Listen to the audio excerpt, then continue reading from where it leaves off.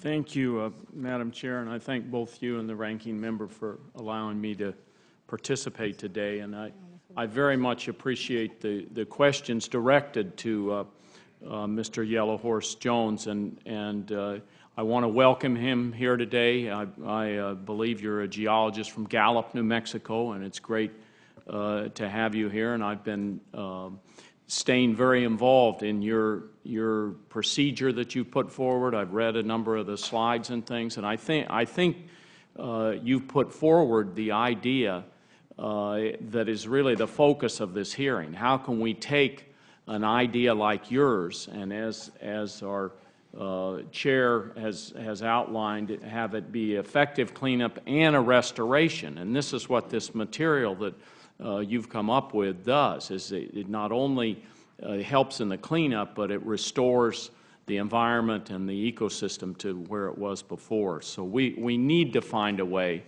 and I think it's being emphasized in this hearing, to take these ideas and take them early on and get them into the process so that we can have an effective cleanup.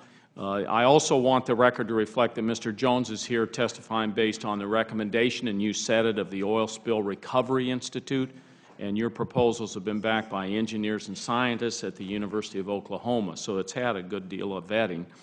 And I'd also like to take the opportunity to briefly highlight some of the other proposals New Mexico and New Mexicans have put forward. We have the Sierra County Economic Development Organization has proposed another New Mexico material called zeolite for oil spill cleanup. Zeolite is a mineral with a number of uses, including as an absorbent for oil. Other New Mexicans have also made proposals for oil containment and skimming devices, including engineers from Los Alamos, Santa Fe, and Albuquerque. And Madam Chair, I'd ask unanimous consent to include these proposals in the committee record. Without objection.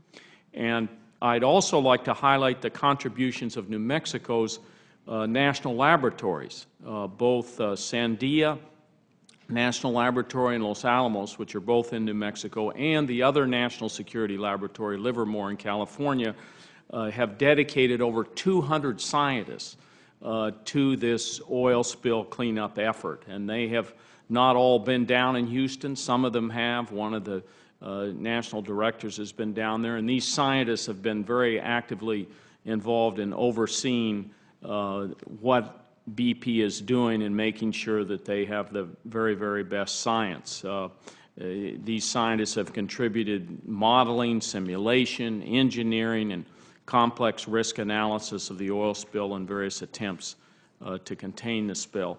Now, one of the things, Mr. Jones, I wanted to ask you about, you in one of your slides I saw, you had a comparison of cleaning up 1 mile of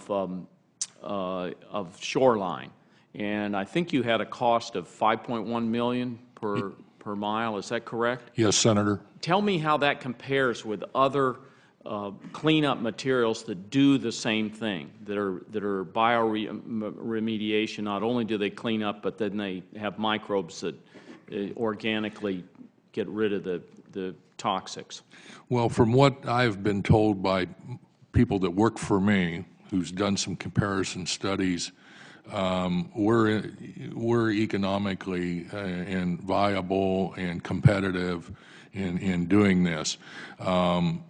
In depending on the different areas that we would be looking at, that scale could go down, and that was probably like the worst case scenario, doing 20 feet wide, 5 miles long, and we made notations in our supplemented material that that can be adjusted accordingly.